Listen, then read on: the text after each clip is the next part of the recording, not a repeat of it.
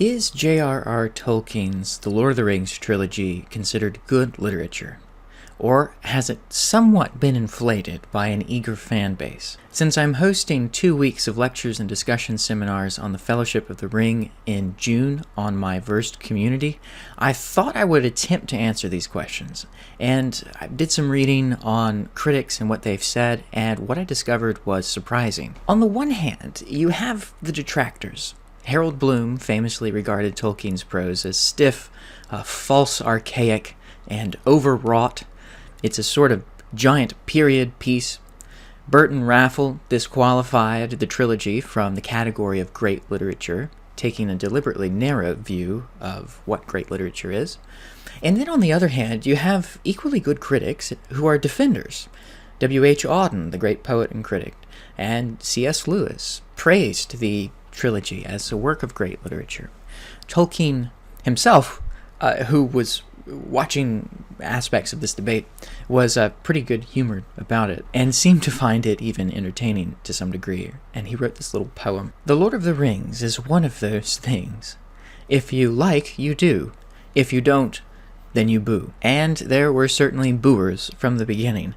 But the question is, how can so many good readers arrive at such divergent judgments? And to really understand whether Tolkien is a great writer and to understand what kind of writer he is, we need to determine the right principles of literary analysis. A good critic will set aside their prejudices to evaluate clearly.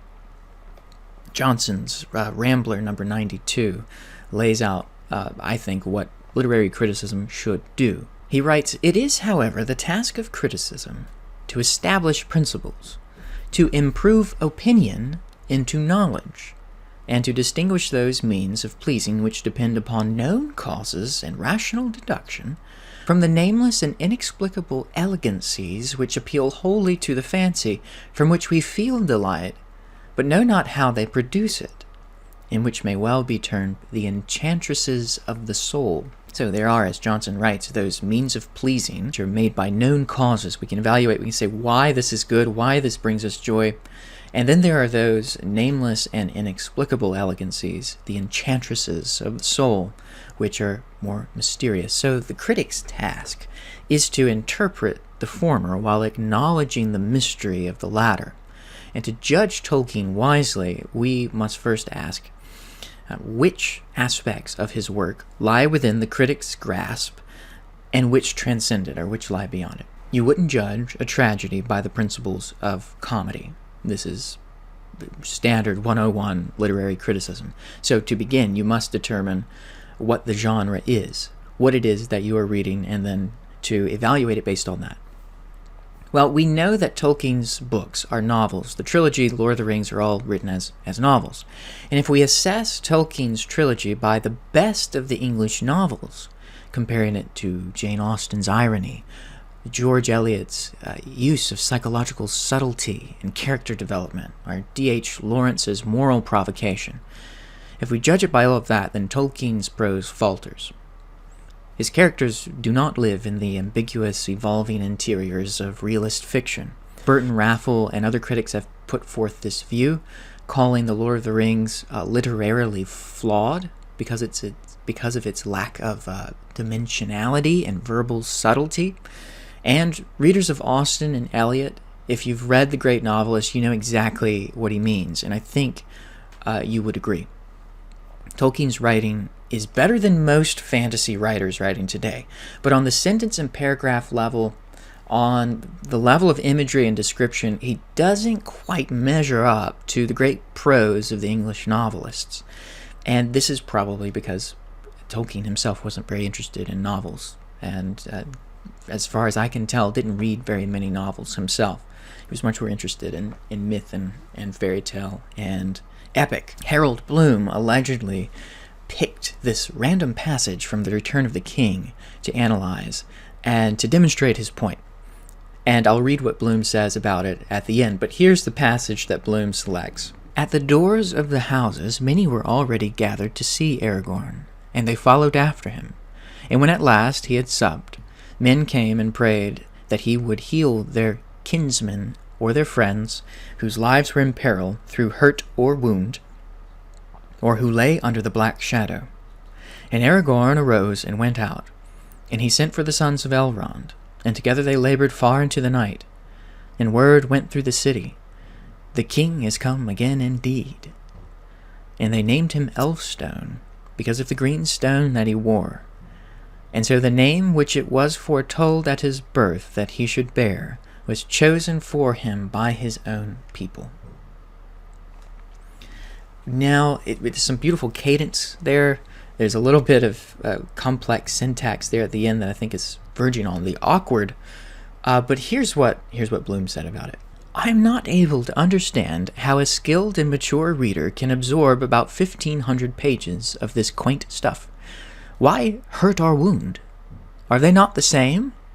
What justifies the heavy King James Bible influence upon this style? Sometimes reading Tolkien, I am reminded of the Book of Mormon. So if Tolkien's novels fail to meet the standards of the great English novelistic tradition, we may locate one axis of criticism within Tolkien's true domain, the imaginative myth, or what he calls a fairy story. Writing to W.H. Auden, Tolkien revealed that his intent was to write a fairy story for adults. This is what the works were trying to do. He writes, as I expressed the view that the connection in the modern mind between children and fairy stories is false and accidental, and spoil the stories in themselves and for children, I wanted to try and write one that was not addressed to children at all as such. Also, I wanted a large canvas.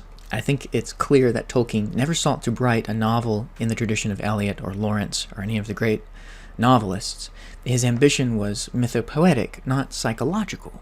And I think his aesthetic kin was not George Eliot or the novelists, but the Kalevala, Beowulf, medieval romance, and even Hebrew history that we might find in the Book of Genesis, for instance, or the First and Second Book of Kings, First and Second Chronicles as well. So if you actually identify the dominant genre of The Lord of the Rings as an epic or as a mythology or as a fairy tale, the principles of literary evaluation change. And this is how equally good critics have found much merit in Tolkien's work. This is how Auden can claim that no fiction I have read in the last 5 years has given me more joy than The Lord of the Rings. A reviewer for the Oxford Times put it this way. This was shortly after The Fellowship of the Ring came out. The severely practical will have no time for it. Those who have imagination to kindle will find themselves completely carried along, becoming part of the eventful quest and regretting that there are only 2 more books to come. Now, Tolkien has really created a mythology, which is only going to be a comfortable guest in the imaginations of those readers whose minds are already well furnished by a mythological interest. It takes a certain kind of reader. This is true for all literature. It's not going to appeal to everyone. And the mythological element goes back to the very origin of The Lord of the Rings. Tolkien claimed that it came from his desire to make a mythology for England.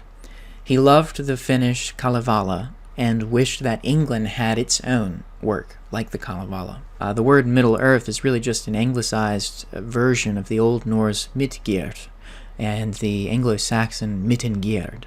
Its map is a kind of amalgamation of the European continent before its topography changed, perhaps even when Doggerland was present to connect England and the continent.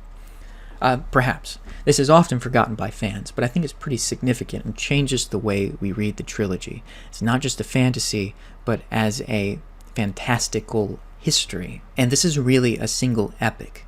All 3 books were written to be one big book originally, and this is within the tradition of the epic.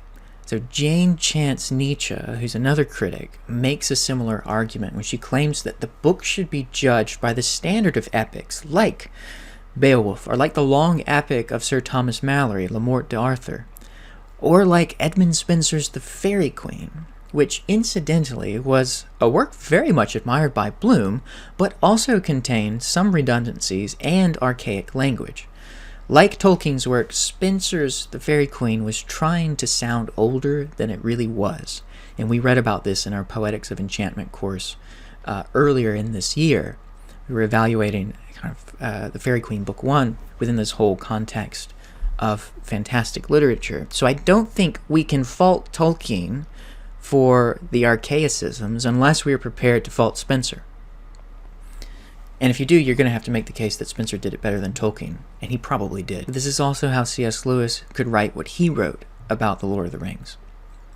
To say that in it heroic romance, gorgeous, eloquent, and unashamed, has suddenly returned at a period almost pathological in its anti-romanticism is inadequate.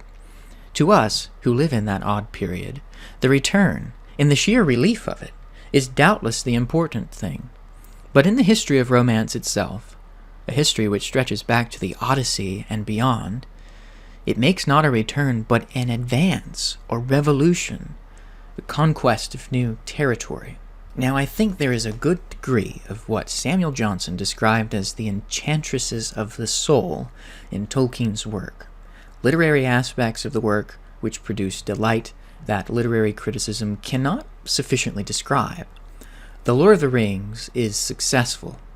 That's undeniable. Part of its success lies in its skill that lies beyond the principles of literary criticism, especially those that are most commonly used to judge literary merit.